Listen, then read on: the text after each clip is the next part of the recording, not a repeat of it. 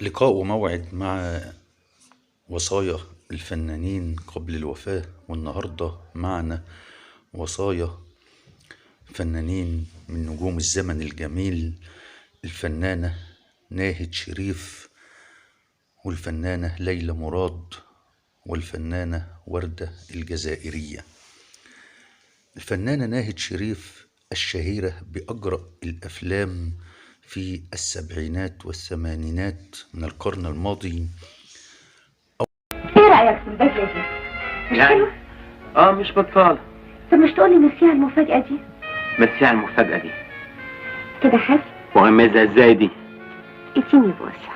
يا نهار اسود، ابوسك علشان خاطري. من هناك. لا، نأجل اللي من هناك دي شوية. عندك حق يا حبيبي، نأجل اللي من هناك ديت لحد ما تقلع.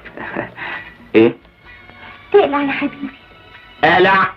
أوصت بعد أن اشتد عليها المرض قبل وفاتها بأن تكون جنازتها بسيطة وخالية من المظاهر، وأن تقتصر على العائلة والأصدقاء والمقربين، وأن تقام في أضيق الحدود. وده اللي حصل بالفعل، ورحلت عن عالمنا يوم 7/4 عام 1981. الفنانة ليلى مراد المطربة الشهيرة، نجمة الأربعينات والخمسينات،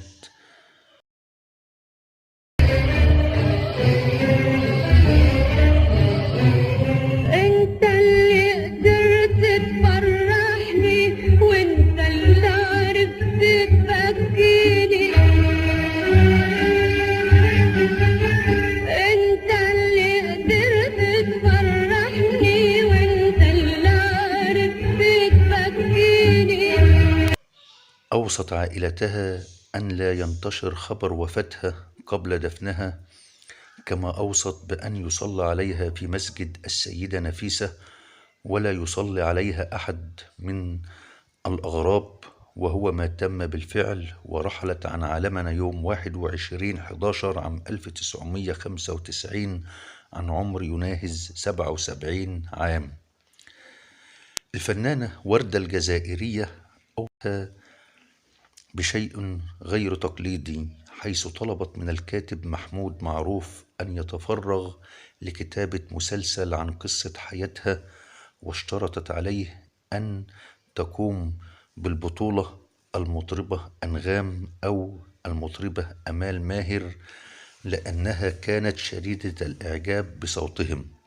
وفي 17/5 عام 2012 رحلت عن عالمنا الفنانة وردة الجزائرية، وطلبت قبل وفاتها أن تعود إلى أرض الوطن، وطنها الجزائر، وتم نقل جثمانها إلى الجزائر ودفنت هناك.